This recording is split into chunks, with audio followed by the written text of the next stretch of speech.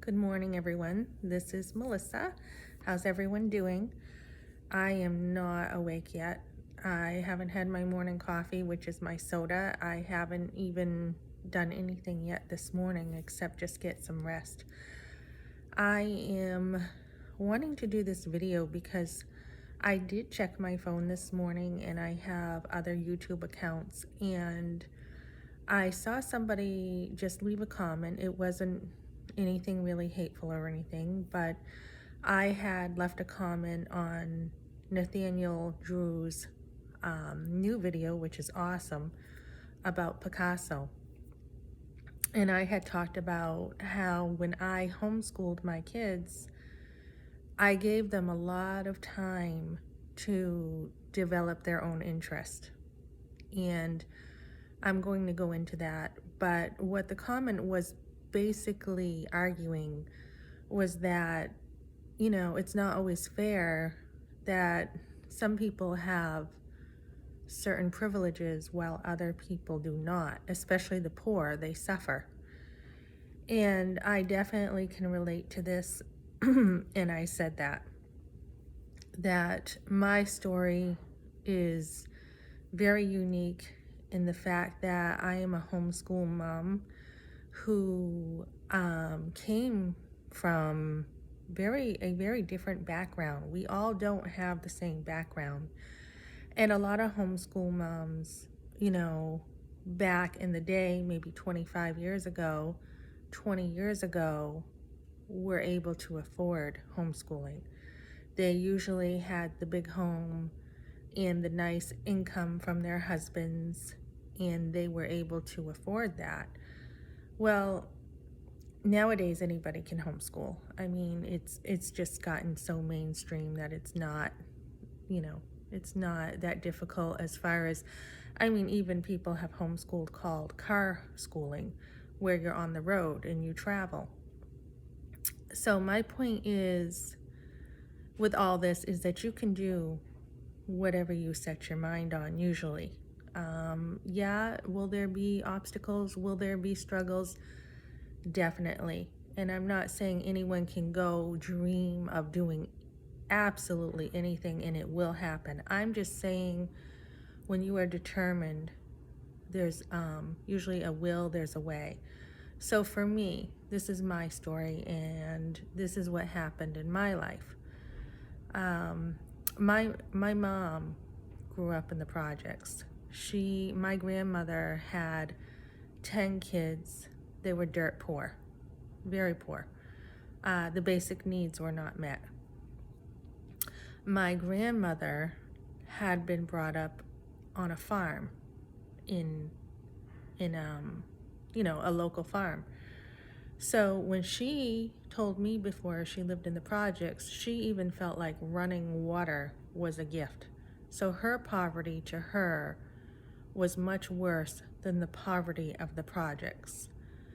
But the projects were a very tough place to grow up. I know I had an uncle who told me stories about kicking the tin can and how the kids used to play in the street and the fun that he did have. He did have, heartbreak, but he did have a lot of fun stories too. So my own parents, when I started off in Suncook, New Hampshire, that's a pretty dumpy place. But that is a place that was, where they chose to start off. They didn't have much money at all, and they worked really hard. And later on, my father, doing construction, hurt his back. And when we did move into a home before he hurt his back, he fixed it up. It was a really cheap home, but because of his abilities with construction, he fixed it up. And so when he was laid off because of getting hurt with his back, a lot of the money that could have been was not there. Many times during the winters, construction people are laid off because there was no work. So they had it rough. And I went to public school, and that's the way they did it. They didn't have time to, give their kids much attention. They were surviving a lot of the first, parts of the years. I never really knew what was going on because I think I was in a time where kids didn't really know what the finances of their parents were. But I never felt deprived. I never felt during their struggles like I didn't have anything. I had to help. When I was a little girl, I had to help haul water because there was no water in the house at first. I remember at one point we had to take a bath in the river behind the home because there was no water. We had to sleep upstairs while the concrete was being dried downstairs. The way they brought the house was there were dirt floors. There was no flooring downstairs that was livable, although the guy who lived there before us had his kid in a crib on a dirt floor, which I remember it was just really gross that was the situation. We had eggshells in the wood stove. I remember as a little girl cleaning the tub, which had iron all over it. So they definitely had to work and on top of that, build a home by, pretty much scratch. But I never, although I had to work hard and help my mom quite a bit, I didn't really feel, poverty. We were out visiting relatives all the time, very, very busy, helping others and others helping us. That's kind of the community I had in my family we were just, all in each other's lives. It sometimes maybe a little enmeshed in some areas, but it was just the way we lived. So as a teenager, things were getting easier. My parents did get a break as far as things easing up a bit. I had a lot as a kid. I mean, every time the new school year began, I had new clothes. As a teen, my grandmother, me, my aunt would always go shopping. That was kind of a hobby they had. And a lot of it was just going to cheap stores, Mammoth Mills, dollar stores. My grandmother usually needed to think about, Christmas or holidays and birthdays and pick up something, even if it was only $1 for somebody, and usually a card for the kids. So from there, yeah, that was kind of the situation, and I had privilege where I did go to public school and I graduated early from high school. In elementary school, I was an AB student. I had perfect attendance, and then in high school, I had some, a little bit of trouble there as far as boyfriends, but my grades were not as high, but I knew the system. I knew how to get enough credits to graduate early. I used my study halls. I didn't take those. Instead, I took classes and I kind of doubled up and I graduated early. So from there, when it was my own family, I decided I wanted to live a whole different lifestyle. I wanted to homeschool my kids. First of all, I wanted kids. I really, really, really wanted kids. I remember when my husband and I were first married, it looked like we couldn't have kids because we tried and it just wasn't happening. And then when we did, I was thrilled and I was very focused on mothering. And a lot of women go through this. They feel that they need to be the best mom. So I did that, and then we had ended up having 5 kids with nothing. We lived on nothing. And I will be telling my story and talking about that down the road. But my point is, even though we lived on nothing, I mean, we lived in a trailer for years with 5 kids. I mean, the 3 older ones were leaving as I had the 2 younger ones. But even though that was a hard time financially, and we definitely struggled, I mean, we struggled to put food on the table at times, but we did. We never went without a meal or anything. I would not trade that for anything really, because it was a time that I chose to give a lot of time to my kids and a lot of time to me. So the self-development that I was able to, do was just amazing. And one of the things that I shared on Nate Drew's channel was he's talking about Picasso. And I remember reading a book, I think it was Children Learn on the Right, no, Drawing on the Right Side of the Brain. I forget the author. I'll have to look it up. I think I still have the book. But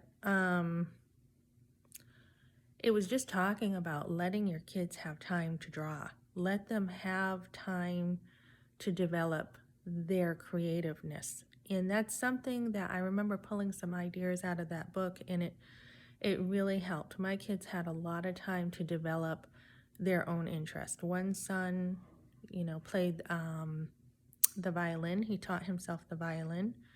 He used YouTube videos. He also, all the way up, loved to draw, and now he does tattoos for others. He makes leather and other things with his hands. He's very talented. I remember he wanted to see the world, and he didn't have any money at all. And just before his 18th birthday, I told him, go right ahead. If you want to go ahead. And he did. And he only had his thumb. And he was busking because he knew how to play the violin. He was busking on the street for money. So he's seen the world. He's gone all over the place. And he even thumbed to other countries. So just an amazing, adventurous guy who always loved to camp, hike, walk. I mean, so that's just one. And then my other son loves to play the drums, and he's very good at it. I have another son who is very good at the guitar and keyboarding, and he's still developing into what he wants. Another son wanted to go to college, and he went into the Army.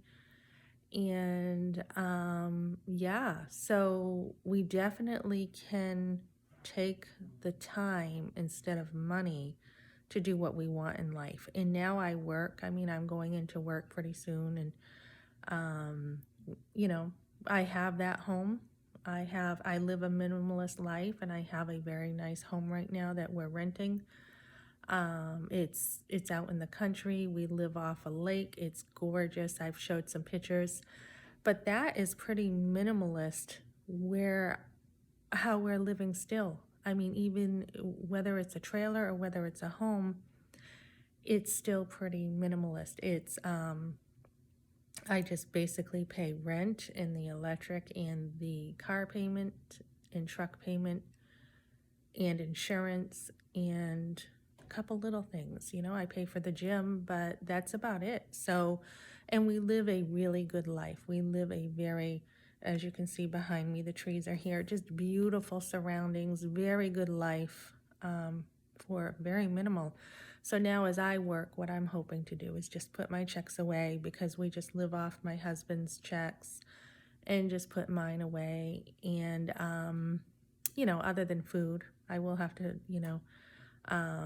invest some more that way, but coming up, because there's a situation that's changing for me. But yeah, so we definitely, where there is a will, there is a way. So I just wanted to share basically my story in a nutshell, and in the future I will be talking about how to homeschool on nothing, how to raise children on nothing, because nowadays we're hearing a lot of women say, I can't afford to have kids. And abortion has just grown to be such a big industry, and it's very destructive to women.